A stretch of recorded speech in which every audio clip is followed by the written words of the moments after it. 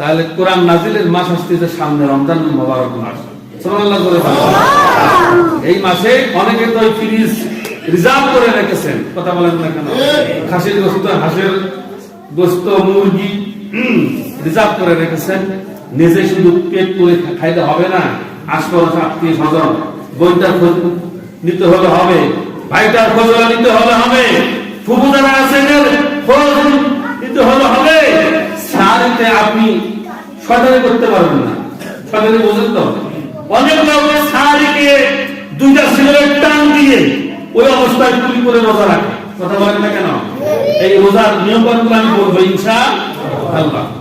এখন হলো অনেকে হলো আছে যে মানে ইফতারির সময় এই একদম সুযোগই নাই, গাড়ি ঘোড়া বিভিন্ন কিছু নিয়ে বলে এসে ইফতার করে, তার হুজুর আযান দিচ্ছে যে আমি আর 2 মিনিট পর হবে খাবো না, চলবে না। পুরো তো হলো ইফতারের কমপক্ষে 10 মিনিট পূর্বে ইফতার নিয়ে বসে, আল্লাহ পাকের আশে আজিম খুশি হয়ে যাবে। সুবহানাল্লাহ। নিজে শুধু ইফতার পেট করে খাবেন না, বড় হুজুর হয়েছে, টাকা আলা হয়েছে, পয়সা আলা হয়েছে, আল্লাহর কাছে চাইবার দাম নাই, কথা বলেন না কেন? আলাইনা ইল্লাল বানাত, এই লোক যদি জাহাজ মাংস মানুষ কিন্তু আপনাকে বেয়াদব বলবে না, কি বলবে? আর যদি এই লোক দেখান কথা বলে না, মানুষ কি বলবে? তবে হুজুরটা বেয়াদব, কথা বলে না কেন?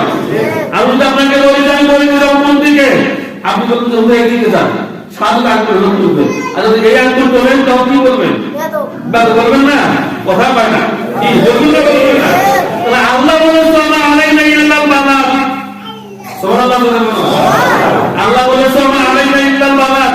যদি মানুষ তো যেমন ভালো আর না হলে বলি আমরা হকগুলো মাফ করেছি, তোকে মাফ করার সুযোগ নেই, তোকে ডাইরেক্ট আমি আল্লাহ জাহান্নামে আপনার দগ্ধ করবো।